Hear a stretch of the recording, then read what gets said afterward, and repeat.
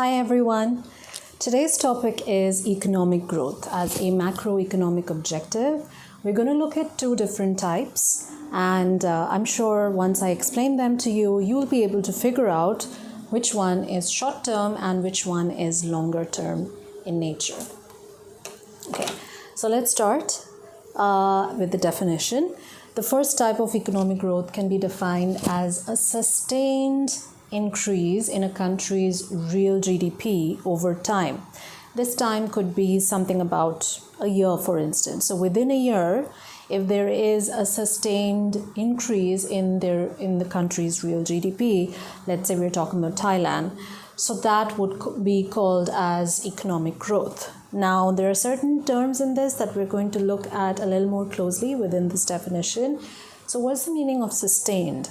Now, sustained in this case means over 2 consecutive quarters. So 3 months plus 3 months, that means a total of 6 months. If there is an economic growth, if the real GDP is increasing, then we would say that yes, the country is experiencing economic growth.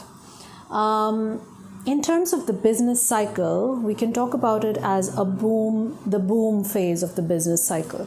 Now, do you recall the business cycle where it's one of the most important diagrams in the IB economic syllabus, because I think it comes about 3 to 4 times in the syllabus at different places. So this is definitely a diagram that needs to be remembered and revised constantly. So the business cycle can be seen as like you can graph the real GDP over time, and there is a trend line, and then I'll just use another color. This is your wave-like pattern, which is the business cycle. So when we're talking about this portion, that is the boom part of the business cycle, that's when we can see there's an economic growth. That's this kind of economic growth, where there's an increase in real GDP over time or over a year, right? And it can be written as an annual percentage change in the real national output.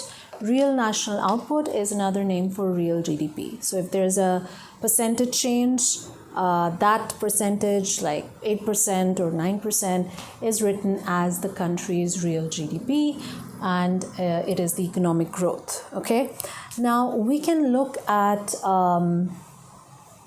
economic growth in 2 different diagrams apart from the business cycle. So the business cycle is one way in which you can show economic growth. You can also show it from the production possibilities curve, and you can also show it using the aggregate demand and aggregate supply diagram. So we will look at both of those type of diagrams. We're going to look at those diagrammatically, economic growth on those diagrams in the next video.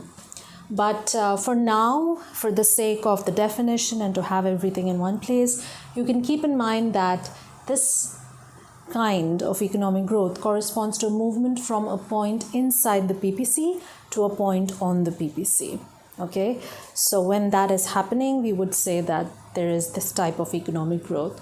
What is real GDP? You should know the definition because we use it so much, and it's basically the monetary value of the total goods and services produced in an economy over a period of time within a country. But in the case of real GDP, we say that it has been adjusted for inflation, right? So that it's easier to measure. I'll do another video on the difference between nominal and real GDP, so that if you have any doubts about that, you can keep going back to that video.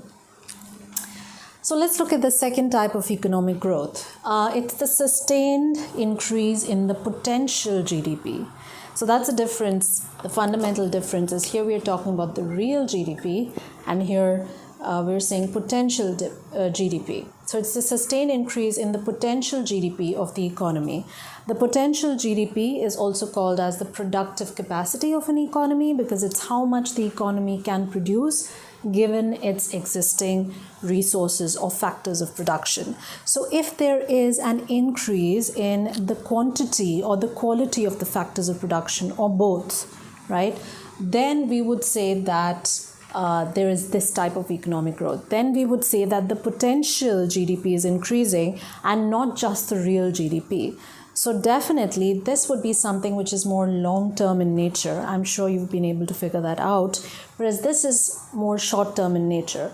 This sustained increase would probably be more than a year, whereas this sustained increase, this period of time would be talking about within a year.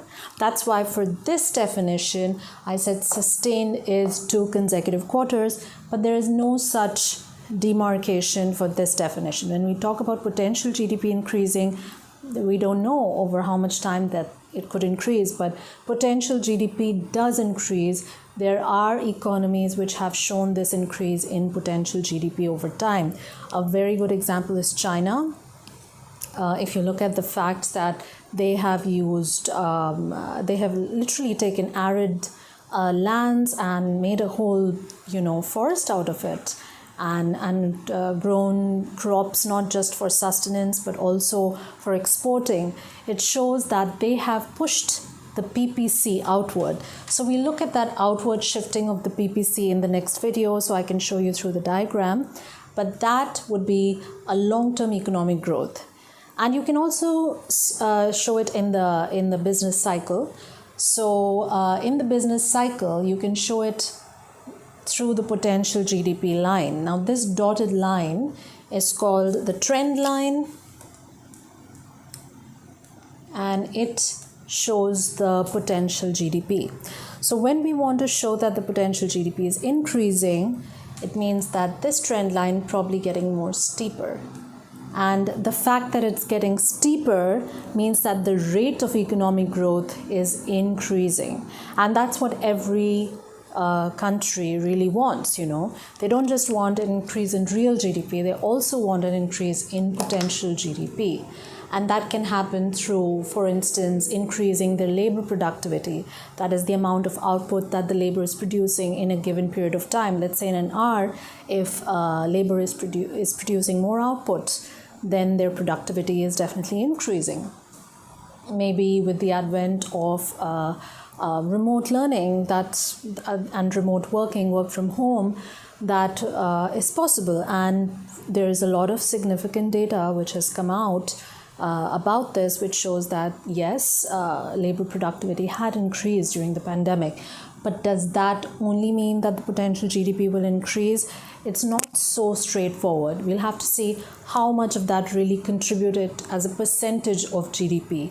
I'll talk more about these factors that can increase the potential and the real GDP in the next video. So we'll have 2 more videos about economic growth.